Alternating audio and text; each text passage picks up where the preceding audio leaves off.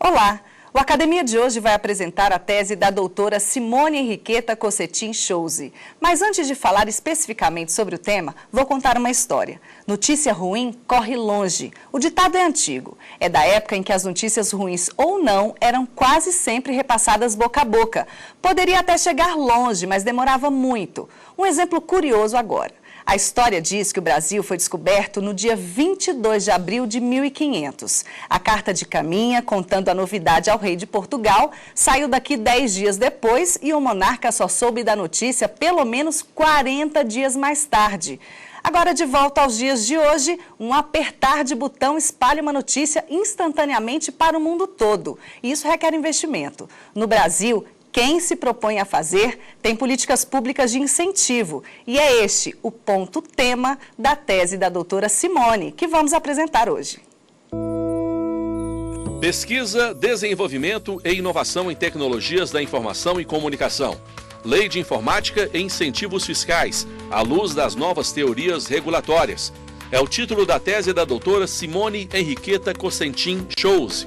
Foi apresentada como requisito parcial a obtenção do grau de doutor no programa de pós-graduação da Faculdade de Direito da Universidade de Brasília. Linha de pesquisa, transformações na ordem social e econômica e regulação. Orientador, professor doutor Márcio Iorio Aranha. Com o tema devidamente conhecido por todos nós, é hora de apresentar os nossos convidados. O doutor em administração e pesquisador do IPEA, Luiz Cláudio Kubota. E o doutor em sociologia e mestre em direito, Alexandre Veronese. Eles vão ficar atentos à nossa conversa para que no segundo bloco possam tirar dúvidas com a doutora Simone. Mas antes disso, vamos assistir ao resumo do tema. Estimativa da Fundação Getúlio Vargas diz que o Brasil vai ter um smartphone em uso por habitante no fim deste ano. Hoje são 198 milhões, graças em boa parte às diversas tecnologias da informação. Mas para que saíssem do papel, foi necessária uma política específica. A tese da doutora Simone faz o percurso dos últimos 25 anos dessa ação estatal. São estudados, por exemplo, os resultados das leis de incentivo e as dificuldades do setor. Revela que é preciso melhorar as práticas regulatórias e até sugere caminhos a serem tomados para isso. Doutora Simone, seja bem-vinda à Academia. Obrigada, Jordana. É um prazer estar aqui com vocês, compartilhando essas informações. Simone, tema atualíssimo, né? E a gente está aqui curioso para saber como é que você chegou a esse tema. Jordana, essa tese, na verdade, culmina uma trajetória de 25 anos de atuação no setor público, como analista de ciência e tecnologia, e nesses últimos 4 anos eu tenho atuado no setor privado e complementando a minha trajetória na área de ciência, tecnologia e inovação. Então, de certa forma, é uma trajetória de reflexão, de policymaker e também de atuação jurídica e atuação de política, formulação de políticas públicas, não só em informática, mas também em formulação de debate, de reflexão ética, legal e de políticas públicas em ciência, tecnologia e inovação. Bom, e como é que funcionam essas políticas públicas, né? A gente ouve muito falar de fabricação de produtos tecnológicos, de startups, né? Produção de aplicativos. Se aplica a todos esses segmentos ou não? Sim, sim, com certeza. Cada vez mais o governo coloca à disposição, formula políticas, o poder legislativo legisla a respeito e a indústria segue fazendo, acompanhando esses dispositivos e fazendo uso intensivo desses dispositivos para que a população possa ter acesso a essas tecnologias. Mas cada vez mais não são apenas as grandes companhias que estão engajadas nos processos de desenvolvimento tecnológico, mas com a disseminação, com a democratização, com a universalização do acesso às tecnologias, pequenas startups, pequenos desenvolvedores e provedores de acesso, cada vez mais têm condições atuar nesses segmentos. E, inclusive, a após 25 anos da Lei de Informática, essa legislação está à disposição de incubadoras e startups para uso da Lei de Informática no sentido de obter incentivos para ter acesso aos recursos financeiros e aos mecanismos de encorajamento, de estímulo e para fazer os seus desenvolvimentos e colocar à disposição da sociedade, da população. É bacana porque a gente vê esse movimento crescente nas universidades, nas faculdades, né? Com certeza. Agora, aproveitando mais uma perguntinha, a senhora aponta falhas nesse sistema, né, na sua tese. Quais são esses pontos principais e que perigo que eles representam? Eu aponto grandes ganhos, grandes vantagens, mas também grandes deficiências, grandes ineficiências no uso da legislação ao longo do tempo. E parte dessas ineficiências decorrem justamente do mau acompanhamento, de falhas no próprio acompanhamento feito pelo governo. E essas falhas são constatadas pelos controles feitos pelos órgãos de acompanhamento e controle, principalmente o TCU. Ao longo do tempo, os relatórios que o TCU elaborou, mostram que deveria ter havido uma fiscalização, um controle mais efetivo, mais eficaz dos relatórios que são apresentados pela indústria. A indústria, ano a ano, tem a obrigação legal de apresentar relatórios a respeito do uso que é feito desses recursos. E, de fato, ela apresenta. Agora, esses relatórios, o acompanhamento desses relatórios foi negligenciado por razões que são explicitadas pela Secretaria de Política de Informática do Ministério da Ciência e Tecnologia, Inovação e Comunicações, pela SUFRAMA também, no caso da legislação da Zona Franca de Manaus. E esses relatórios deixaram de ser analisados por décadas, até mesmo por décadas. O acompanhamento efetivo dos investimentos deixou de ser feito. Em muitos casos tenha sido feito, o investimento tenha sido feito, o acompanhamento deixou de ser realizado. E com isso glosas aconteceram. E agora foi retomado o acompanhamento, no entanto, recursos deixaram de ser bem investidos e essas glosas se acumularam. Então, houve uma falha muito grave na interface entre a indústria e o setor público, né? Então, poderia ter sido corrigido a tempo e o investimento poderia ter sido melhor realizado. O direito regulatório, as boas práticas que o direito regulatório preconiza poderiam ter sido aplicadas e essas falhas não teriam acontecido, né? No mundo ideal, isso não precisava ter acontecido. Ok, Simone. Toda pesquisa, ela é baseada em uma bibliografia extensa, né? E agora chegou o momento da gente mostrar para quem está assistindo quais foram as obras que a Simone escolheu. Responsive Regulation, Transcending the Deregulation Debate, Ian Iris, John Braithwaite, editora Oxford University Press. The Irony of Regulation Reform, The Deregulation of American Telecommunications, Robert Britt Horwitz, editora Oxford University Press. O Estado empreendedor, desmascarando o mito do setor público versus setor privado, Mariana Mazzucato, editora Portfólio Penguin. Simone, agora o Academia abre espaço para você complementar a nossa conversa e expor alguns pontos da pesquisa que ainda não falamos. Fique à vontade.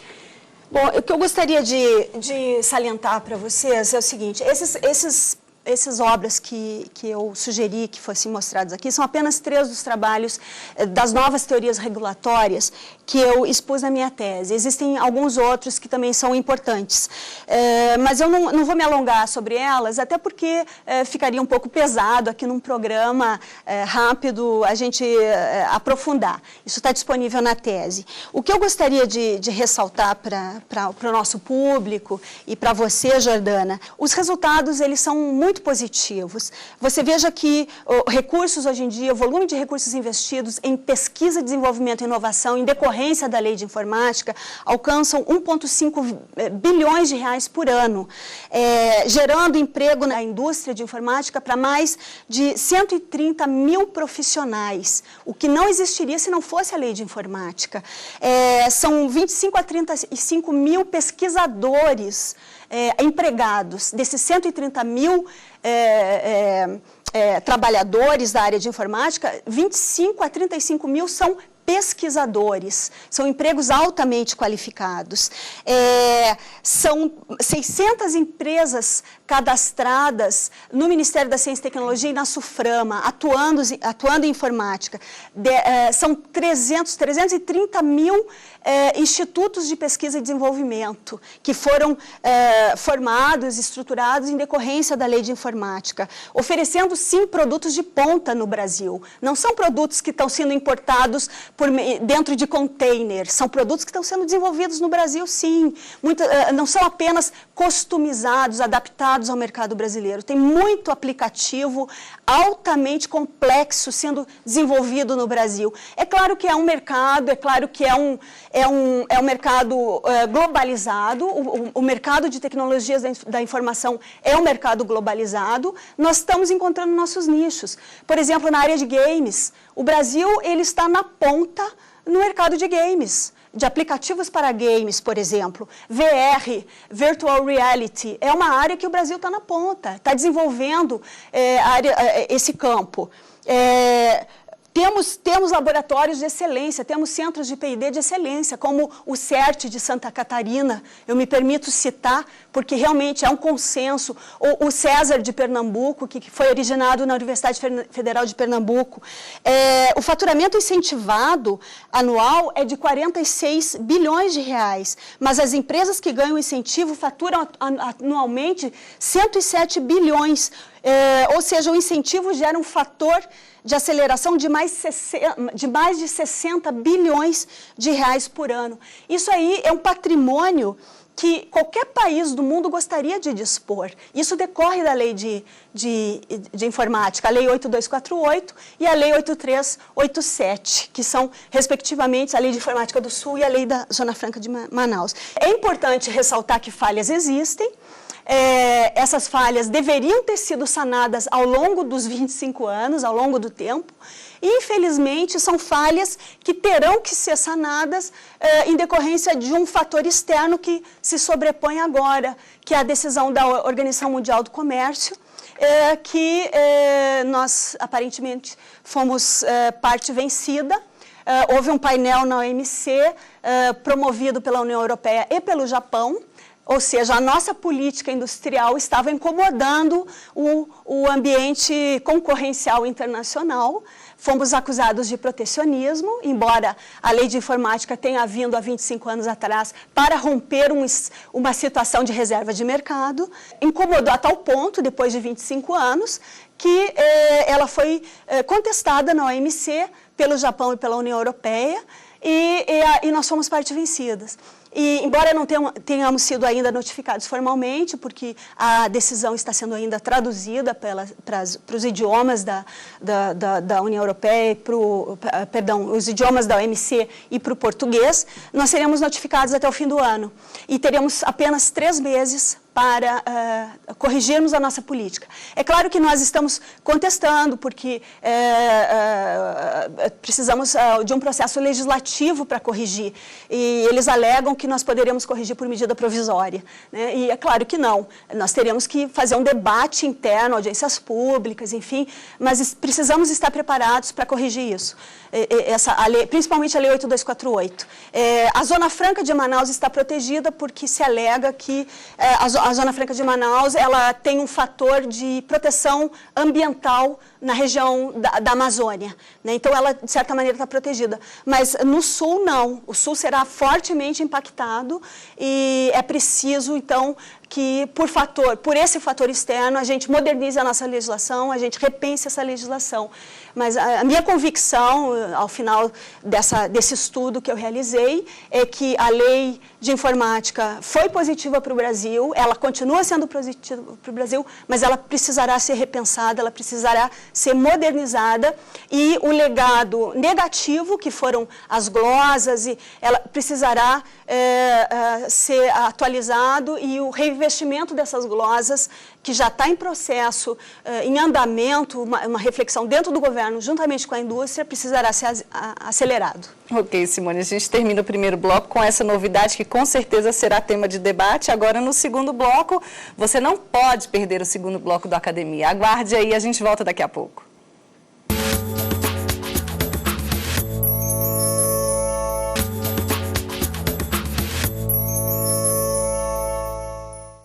O Academia está de volta.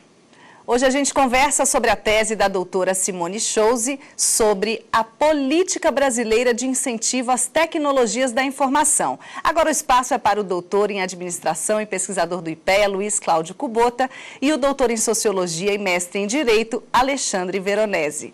Vamos então ao debate com a palavra professor Alexandre. Muito obrigado pelo convite. Parabéns, Simone, pela sua brilhante tese. Eu, na verdade, gostaria que você desenvolvesse um pouco mais o seguinte tema. Eu também fui analista em ciência e tecnologia no MCT, antes, inclusive, dele ser MCT, e eu me lembro de um dirigente da FINEP que disse, muitos anos atrás, para mim, numa entrevista da minha dissertação de mestrado, que as políticas de desenvolvimento tecnológico no Brasil, inclusive de incentivo à indústria, o encaixe delas, existiam um instrumental, mas que faltava um plano, e que ele via o Brasil rumando com um certo laissez-faire. Se fazia. Assim, como você, na verdade, desenvolveria isso e explicaria isso? Por que a gente, na verdade, não tem esses planos mais consistentes? Olha, Alexandre, obrigada pela sua pergunta e a oportunidade de discorrer a respeito dessa questão. De fato, é desejável ou não esse laissez-faire? Será que a indústria está apta, né, a atuar? Será que o dirigismo estatal é conveniente? Então, aí eu pego um pouco o ensinamento da Mariana Mazzucato. Ela entende que o papel do Estado em áreas estratégicas, ele é legítimo. E quando existem áreas em que a indústria ela não se arrisca, ela prefere ficar num passo atrás, e áreas muito estratégicas, muito arriscadas, de alta tecnologia, caberia ao Estado ter uma atitude mais vanguardista, mais arrojada. É isso que acontece, por exemplo, nos países de industrialização mais avançada, né? Estados Unidos, por exemplo, atua muito na área de compras governamentais, encomendas governamentais. Foi isso que está na base do desenvolvimento de algumas indústrias de alta tecnologia nos Estados Unidos. O governo faz uma encomenda numa área arrojada, na indústria espacial, por exemplo, na indústria de informática, projetos avançados industriais, está o governo fazendo encomendas. Na Europa, a mesma coisa, na Ásia, a mesma coisa. Então, muitas vezes a gente culpa o Brasil por não ter planos direcionando o caminho da indústria. Mas quando nós analisamos o exemplo, e o livro da Mazzucato mostra evidências disso, nós estamos sendo um pouco injustos, porque nós estamos, na verdade, muitas vezes seguindo os passos que países de industrialização mais antiga fizeram também, né? Então, é verdade, é interessante um país ter um certo planejamento, mas o dirigismo estatal é relativo, eu diria assim. Falta um certo arrojo da indústria brasileira, é verdade, mas a indústria espera um pouco que o Estado oriente, diga qual o caminho de desenvolvimento que o país quer seguir, ao futuro que o Brasil deseja para si próprio, sobretudo no momento de tanta turbulência política que vivemos atualmente. Ok.